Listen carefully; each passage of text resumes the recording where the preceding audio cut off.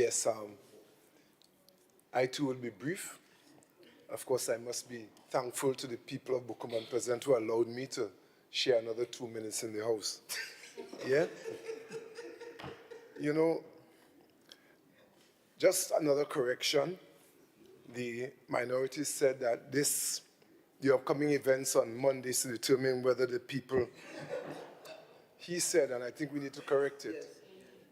It's not a judgment call on this assembly.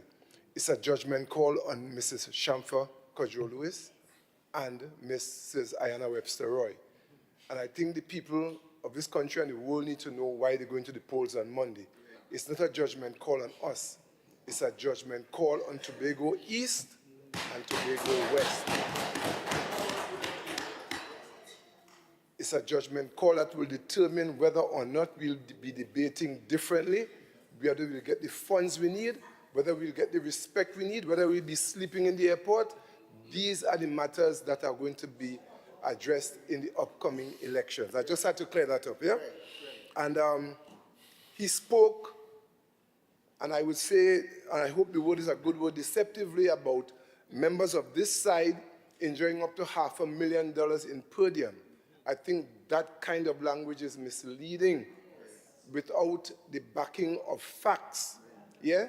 It just shoot these things out, and the public will walk away thinking that we travel without purpose. Member, seated.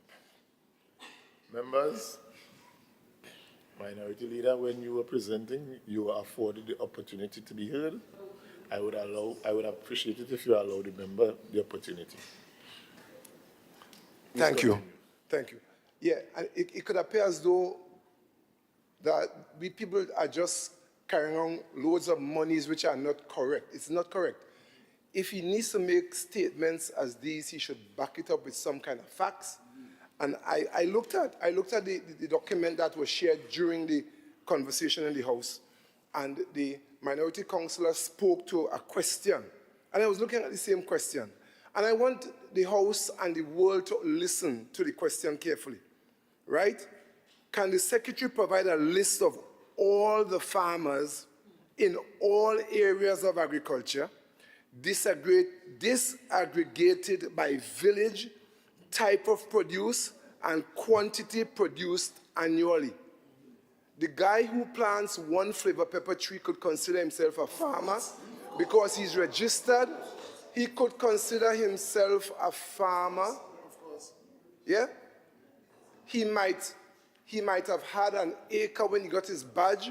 His badge is legitimate, he's a farmer, but he's only planting 2 holes of dasheen.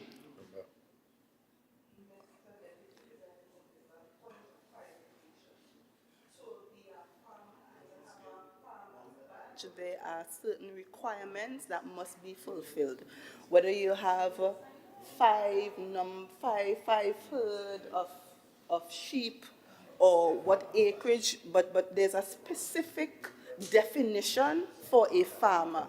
And what we are saying here, that under the Division of Agriculture, you should have that information documented, who your farmers are, where they are, and what they produce. Can I continue? Continue. Yes. Thank you.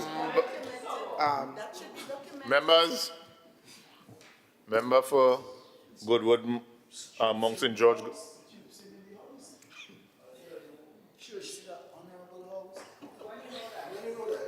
Members, please do not let our emotions get the better of us. Member for Darrell Springwim, you continue to interrupt. Member for Darrell Springwim, you continue to interrupt, and I ask that you stop.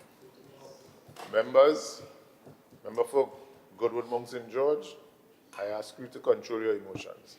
I won't be speaking to anyone again about controlling their emotions. Member, please continue. Thank you, Mr. Deputy Presiding Officer.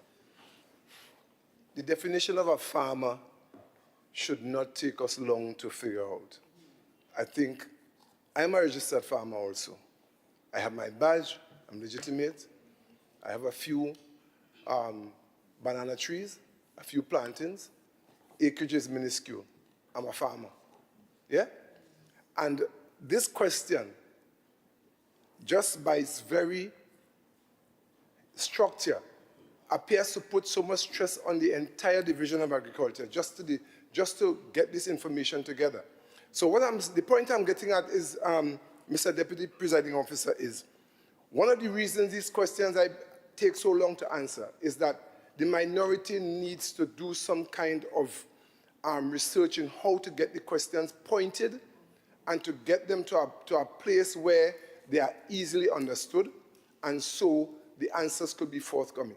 Because when you look at the question says, in all areas of agriculture, disaggregated by village, type of produce, and quantity produced annually. This is not an easy feat. So I'm suggesting that sometimes the answers might not come when they want it because of how they structure the questions. And my final point, thank you, and my final point is that the Standing Orders Committee I'm supporting, because if in the motion you are suggesting that the way to deal with this matter is to go to the Standing Orders Committee, we could have bypassed all this, go straight to the Standing Orders Committee and have them look at the challenge the secretaries might be facing in answering questions. So I must join my colleagues in, I almost said dissing this motion. Is that okay? Dissing this motion. Thank you very much.